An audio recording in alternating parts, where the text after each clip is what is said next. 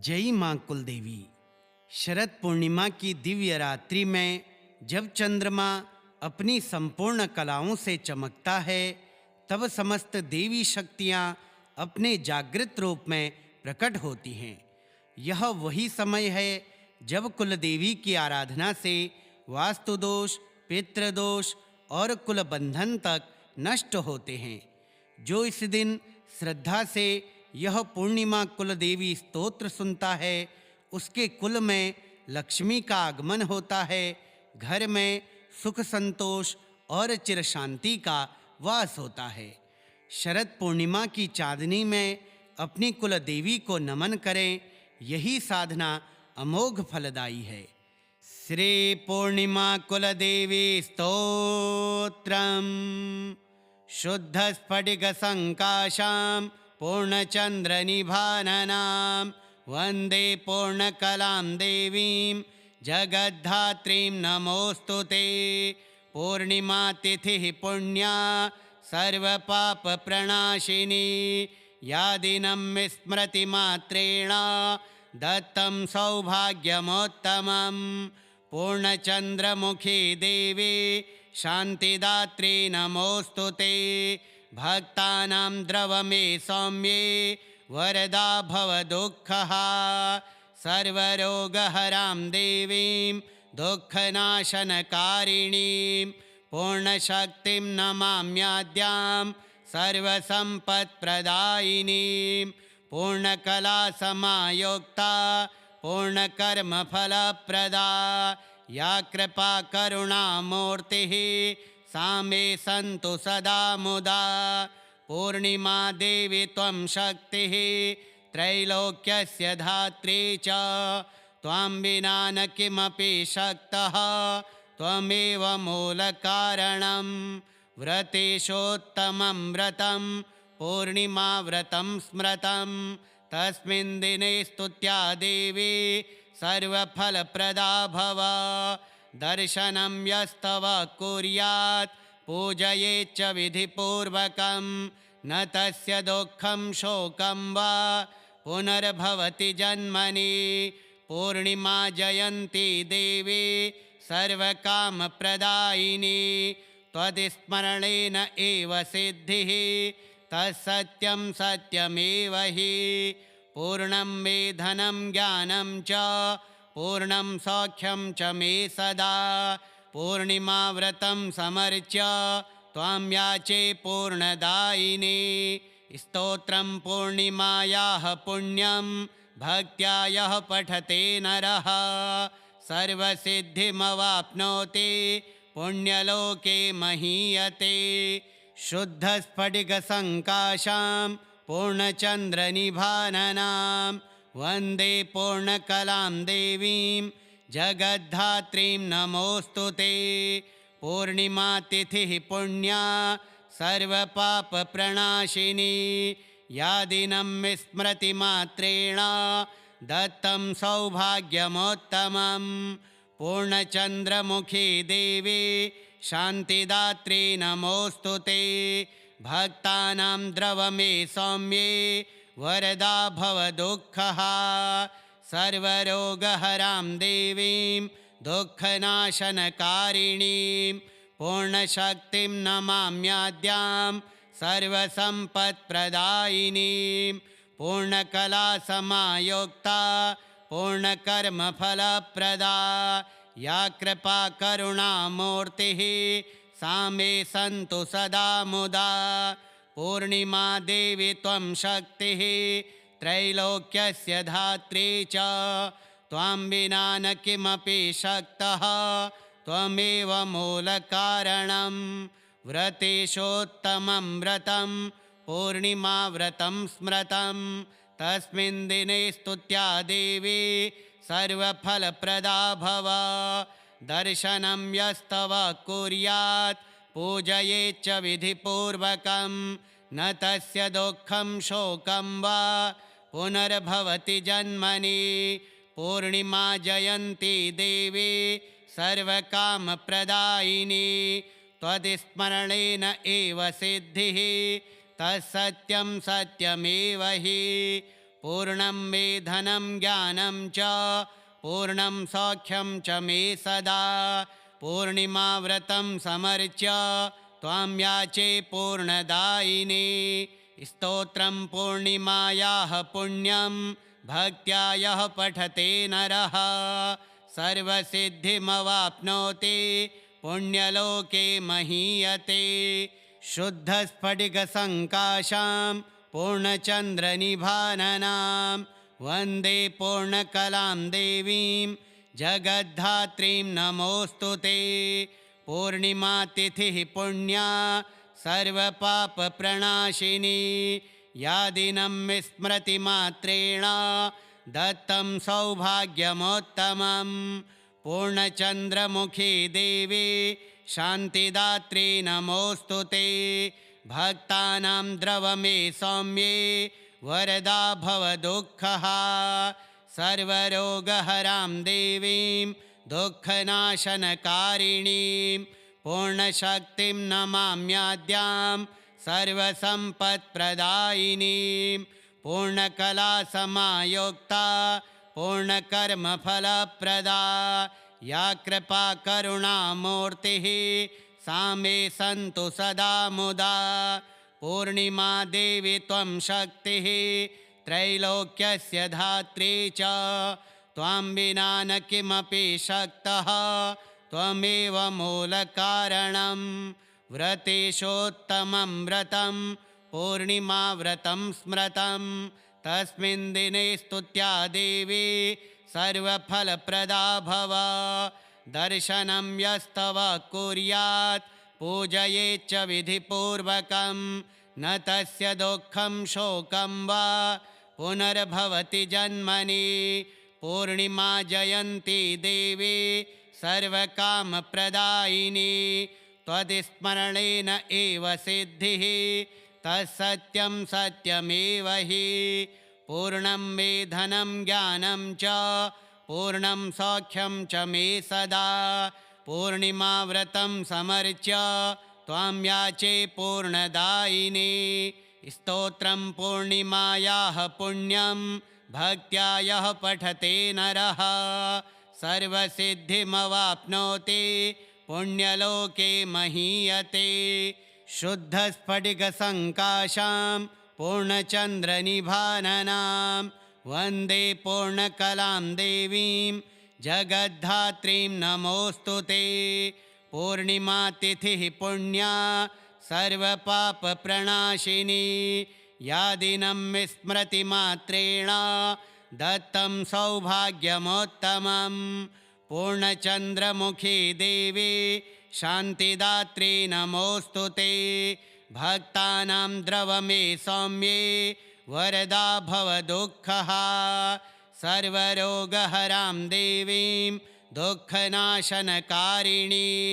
पूर्णशक्तिं नमाम्याद्यां सर्वसम्पत्प्रदायिनीं पूर्णकलासमायुक्ता पूर्णकर्मफलप्रदा या कृपा करुणामूर्तिः सा मे सन्तु सदा मुदा पूर्णिमा देवी त्वं शक्तिः त्रैलोक्यस्य धात्री च त्वां विना न किमपि शक्तः त्वमेव मूलकारणं व्रतेषोत्तमं व्रतं पूर्णिमाव्रतं स्मृतं तस्मिन् दिने स्तुत्या देवी सर्वफलप्रदा भव दर्शनं यस्तव कुर्यात् पूजयेच्च विधिपूर्वकं न तस्य दुःखं शोकं वा पुनर्भवति जन्मनि पूर्णिमा जयन्ती देवी सर्वकामप्रदायिनी त्वद्स्मरणेन एव सिद्धिः तत्सत्यं सत्यमेव हि पूर्णं मे धनं ज्ञानं च पूर्णं सौख्यं च मे सदा पूर्णिमाव्रतं समर्च्य त्वां याचे पूर्णदायिने स्तोत्रं पूर्णिमायाः पुण्यं भक्त्या यः पठते नरः सर्वसिद्धिमवाप्नोति पुण्यलोके महीयते शुद्धस्फटिकसङ्काशां पूर्णचन्द्रनिभाननां वन्दे पूर्णकलां देवीं जगद्धात्रीं नमोऽस्तु ते। पूर्णिमातिथिः पुण्या सर्वपापप्रणाशिनी या दिनं विस्मृतिमात्रेण दत्तं सौभाग्यमोत्तमं। पूर्णचन्द्रमुखी देवी शान्तिदात्री नमोऽस्तु ते। भक्तानां द्रवमे सौम्ये वरदा भवदुःखः। सर्वरोगहरां देवीं दुःखनाशनकारिणीं पूर्णशक्तिं नमाम्याद्यां सर्वसम्पत्प्रदायिनीं। पूर्णकलासमायुक्ता पूर्णकर्मफलप्रदा या कृपा करुणामूर्तिः सा मे सन्तु सदा मुदा। पूर्णिमा देवी त्वं शक्तिः त्रैलोक्यस्य धात्री च। त्वां विना न किमपि शक्तः त्वमेव मूलकारणं। व्रतेषोत्तमं व्रतं पूर्णिमाव्रतं स्मृतं। तस्मिन् दिने स्तुत्या देवी सर्वफलप्रदा भव। दर्शनं यस्तव कुर्यात् पूजयेच्च विधिपूर्वकं न तस्य दुःखं शोकं वा पुनर्भवति जन्मनि। पूर्णिमा जयन्ती देवी सर्वकामप्रदायिनी त्वद्स्मरणेन एव सिद्धिः तत्सत्यं सत्यमेव हि। पूर्णं मे धनं ज्ञानं च पूर्णं सौख्यं च मे सदा। पूर्णिमाव्रतं समर्च्य त्वां याचे पूर्णदायिनी। स्तोत्रं पूर्णिमायाः पुण्यं भक्त्या यः पठते नरः सर्वसिद्धिमवाप्नोति पुण्यलोके महीयते। शुद्धस्फटिकसङ्काशां पूर्णचन्द्रनिभाननां वन्दे पूर्णकलां देवीं जगद्धात्रीं नमोऽस्तु ते। पूर्णिमातिथिः पुण्या सर्वपापप्रणाशिनी या दिनं विस्मृतिमात्रेण दत्तं सौभाग्यमोत्तमं। पूर्णचन्द्रमुखी देवी शान्तिदात्री नमोऽस्तु ते। भक्तानां द्रवमे सौम्ये वरदा भवदुःखः। सर्वरोगहरां देवीं दुःखनाशनकारिणीं पूर्णशक्तिं नमाम्याद्यां सर्वसम्पत्प्रदायिनीं। पूर्णकलासमायुक्ता पूर्णकर्मफलप्रदा या कृपा करुणामूर्तिः सा मे सन्तु सदा मुदा। पूर्णिमा देवी त्वं शक्तिः त्रैलोक्यस्य धात्री च। त्वां विना न किमपि शक्तः त्वमेव मूलकारणं। व्रतेषोत्तमं व्रतं पूर्णिमाव्रतं स्मृतं। तस्मिन् दिने स्तुत्या देवी सर्वफलप्रदा भव। दर्शनं यस्तव कुर्यात् पूजयेच्च विधिपूर्वकं न तस्य दुःखं शोकं वा पुनर्भवति जन्मनि।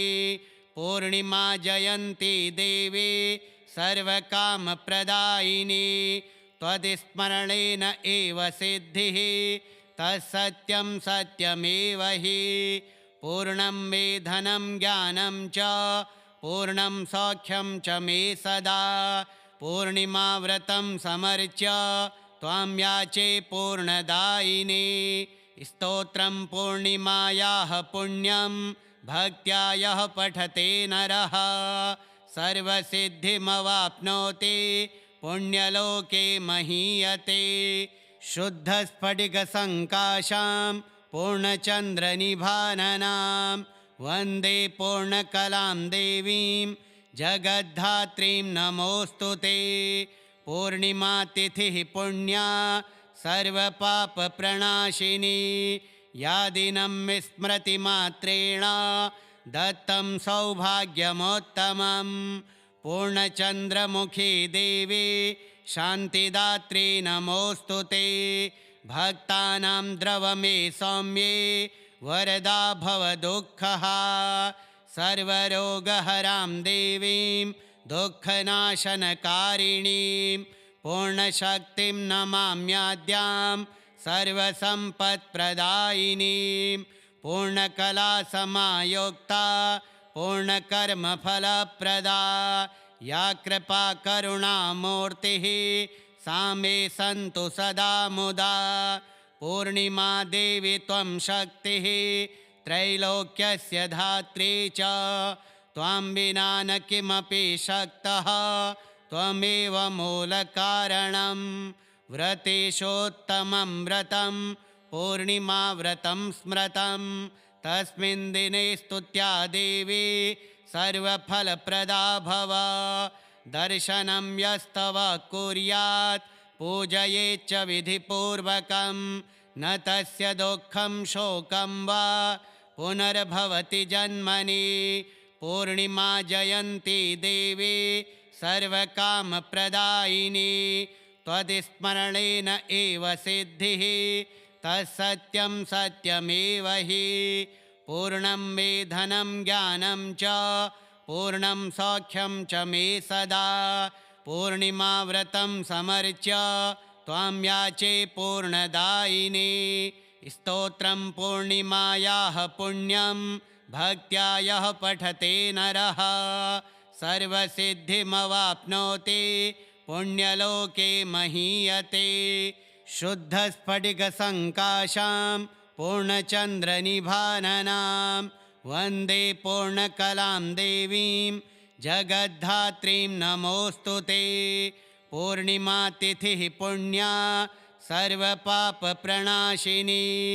या दिनं विस्मृतिमात्रेण दत्तं सौभाग्यमोत्तमं पूर्णचन्द्रमुखी देवी शान्तिदात्री नमोऽस्तु ते भक्तानां द्रवमे सौम्ये वरदा भवदुःखः सर्वरोगहरां देवीं दुःखनाशनकारिणीं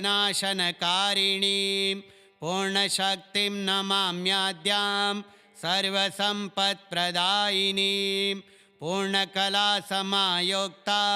पूर्णकर्मफलप्रदा या कृपा करुणामूर्तिः सा मे सन्तु सदा मुदा पूर्णिमा देवी त्वं शक्तिः त्रैलोक्यस्य धात्री च त्वां विना न किमपि शक्तः त्वमेव मूलकारणं व्रतेषोत्तमं व्रतं पूर्णिमाव्रतं स्मृतं तस्मिन् दिने स्तुत्या देवी सर्वफलप्रदा भव दर्शनं यस्तव कुर्यात् पूजयेच्च विधिपूर्वकं न तस्य दुःखं शोकं वा पुनर्भवति जन्मनि पूर्णिमा जयन्ती देवी सर्वकामप्रदायिनी त्वद्स्मरणेन एव सिद्धिः तत्सत्यं सत्यमेव हि पूर्णं मे धनं ज्ञानं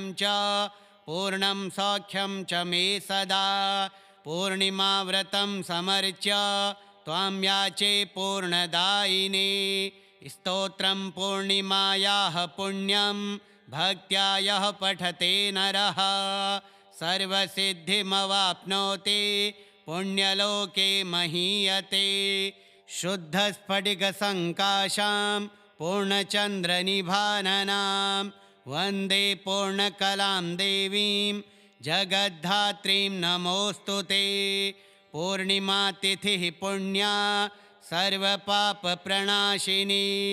या दिनं विस्मृतिमात्रेण दत्तं सौभाग्यमोत्तमं पूर्णचन्द्रमुखी देवी शान्तिदात्री नमोऽस्तु ते भक्तानां द्रवमे सौम्ये वरदा भवदुःखः सर्वरोगहरां देवीं दुःखनाशनकारिणीं पूर्णशक्तिं नमाम्याद्यां सर्वसम्पत्प्रदायिनीं पूर्णकलासमायुक्ता पूर्णकर्मफलप्रदा या कृपा करुणामूर्तिः सा मे सन्तु सदा मुदा पूर्णिमा देवी त्वं शक्तिः त्रैलोक्यस्य धात्री च त्वां विना न किमपि शक्तः त्वमेव मूलकारणं व्रतेशोत्तमं व्रतं पूर्णिमाव्रतं स्मृतं तस्मिन् दिने स्तुत्या देवी सर्वफलप्रदा भव दर्शनं यस्तव कुर्यात् पूजयेच्च विधिपूर्वकं न तस्य दुःखं शोकं वा पुनर्भवति जन्मनि पूर्णिमा जयन्ती देवी सर्वकामप्रदायिनी त्वद्स्मरणेन एव सिद्धिः तत्सत्यं सत्यमेव हि पूर्णं मे धनं ज्ञानं च पूर्णं सौख्यं च मे सदा पूर्णिमाव्रतं समर्च्य त्वां याचे पूर्णदायिनी स्तोत्रं पूर्णिमायाः पुण्यं भक्त्या यः पठते नरः सर्वसिद्धिमवाप्नोति पुण्यलोके महीयते शुद्धस्फटिकसङ्काशां पूर्णचन्द्रनिभाननां वन्दे पूर्णकलां देवीं जगद्धात्रीं नमोऽस्तु ते पूर्णिमातिथिः पुण्या सर्वपापप्रणाशिनी या दिनं विस्मृति मात्रेण दत्तं सौभाग्यमोत्तमं पूर्णचन्द्रमुखी देवी शान्तिदात्री नमोऽस्तु ते भक्तानां द्रवमे सौम्ये वरदा भव दुःखः सर्वरोगहरां देवीं दुःखनाशनकारिणीं